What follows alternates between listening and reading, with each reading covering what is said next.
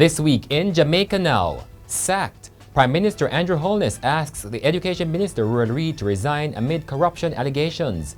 What now for the educator? Jamaica College is holding off on his return as principal. And the minister had fallen in the polls even before his sacking. Assaulted, a Calabar teacher takes to the media after he is allegedly beaten by two top athletes. Holness among 5 Caribbean leaders selected to meet with President Trump in Florida. And Buju returns, packed stadium for the Gargamel's first performance since his prison sentence. I'm Damian Mitchell, and this is Jamaica Now. A major corruption investigation is now underway involving resigned Education Minister Ruel Reid. Prime Minister Andrew Holness requested and received Mr. Reid's resignation on Wednesday amid damning reports of mismanagement under his watch. He also resigned as a senator. So what really happened? Well, neither the Prime Minister nor the police have said much. However, the Gleaner understands that the scandal involves the National Education Trust, the Heart Trust National Training Agency, and the Caribbean Maritime University. The opposition has said among the issues is that people were being paid without being required to show up for work. It is also understood that the Caribbean Maritime University gave a $5.5 million contract to former St. Ann Northwest MP Othniel Lawrence. The former politician received the contract 2 months after he backed down as the Jamaica Labour Party candidate for the constituency. His departure made way for Mr. Reid, now the constituency caretaker. In the meantime, Prime Minister Andrew Holness says his office is also undertaking an investigation into reports of corruption at the Education Ministry. My office will undertake a review of the Ministry of Education. We don't expect to be doing that review for more than a month or 2. I have assigned earlier today Minister Samuda to go over to the Ministry of Education. And I'm expecting that the new exams, the PEP, will go off without any difficulty. Mr. Samuda was also at the center of corruption allegations early into his tenure after reports that he had benefited from a government program to cultivate Mombasa grass. He eventually repaid the money for the grass. And what now of the former education minister? The Gleaner understands that hours after his sacking, Reid called officials at the Jamaica College to advise that he would be returning for his job Monday morning. However, the school board says not just yet. The board members met for hours on Wednesday and are now awaiting talks with the Prime Minister to decide on Mr. Reid's fate. Reid suspended duties as principal at JC in 2016 and was placed on secondment to take up ministerial duties. Meanwhile, Prime Minister Andrew Holness says he will be seeking to appoint a new senator on his return to the island on Sunday. With the resignation of Ruel Reid as a senator and minister, the constitution would be in breach as it stipulates that there must be a minimum of 2 ministers from the Senate and a maximum of 4. At present, Foreign Affairs Minister Kamina Johnson-Smith is the only minister from the Senate.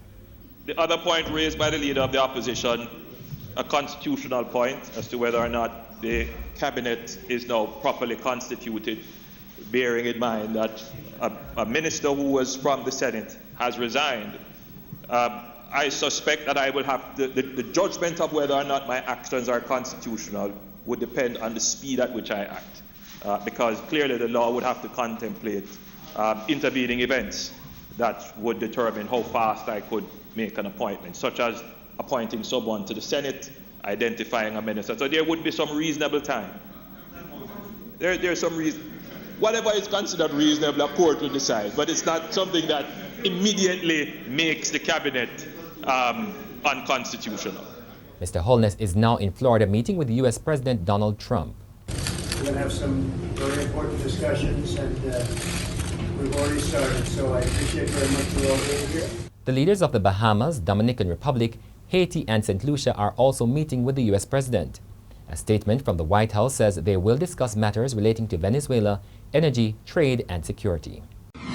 And even before his sacking, Ruel Reid was losing popularity. In 1 year, Reid dropped 5 places in the RJR Gleaner Don Anderson polls.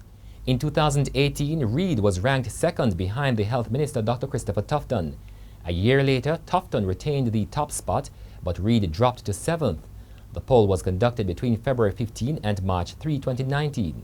A total of 1,003 people were polled for the survey, which has a margin of error of plus or minus 5%. Opposition spokesperson on Foreign Affairs and Foreign Trade Lisa Hanna is expressing shock at the government's plan to temporarily close the Jamaican embassy in Caracas, Venezuela.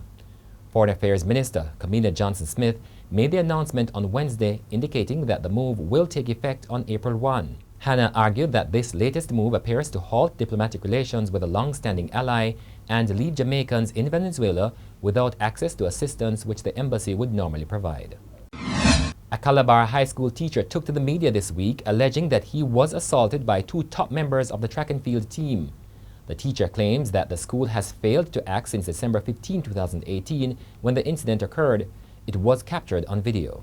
From the windows got hit out, I start recording the thing because I'm saying, this is getting dangerous. So let me start recording.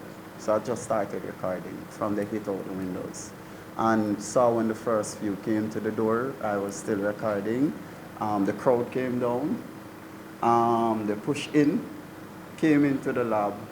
And while I was recording, when they came into the lab, one of the athletes in question, who at this point, one of the athletes, which is Deja Russell, slapped my hand and said, "Take the phone off, I'm afraid." Christopher Taylor then proceeded to drape me up. Let me know that this tracksman run this school. And if me know about him, him just feel like to thump me in my face. The teacher, who is the head of the physics department, says in addition to the assault, which required medical attention, the students also damaged his cell phone and school property. Calabar's board chairman, the Reverend Dr. Karl Johnson, has admitted that in December, some of the institution's track stars were implicated in the assault of a teacher. However, he was reluctant to confirm names. He further said following the incident, the school applied appropriate measures to resolve the matter and expressed surprise that a week before the start of the 2019 Boys and Girls Champs at the National Stadium, the grouse has resurfaced. Meanwhile, Don Webby, Group CEO of title sponsors Grace Kennedy, says he was shocked by the incident and would be seeking a meeting with the Intersecondary School Sports Association President, Dr. Walton Small. Thousands of people packed into the National Stadium on Saturday for Buju Banton's Long Walk to Freedom concert. It was his first performance since 2011 when he was convicted on drug charges in the United States. From very early, thousands of people congregated to catch the shuttle. Buju, can't wait to see you hit the stage. Buju would hit stage for 2 hours, sharing the space with other noted acts like Marcia Griffiths, Wayne Wonder, Gramps Morgan, and Barris Hammond. Everyone inside was skunky, I see no statues around. Hey, the master is here. Tonight we don't feel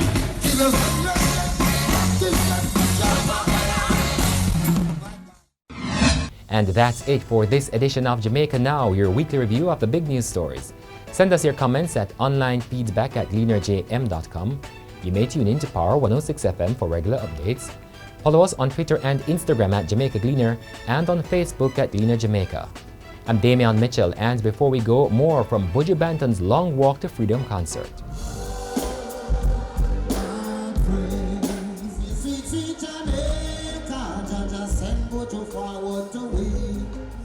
It's not just about performing for people. I want to come here to salute the great Buju Banton. For me, it's history. Something that has been done that has never been done.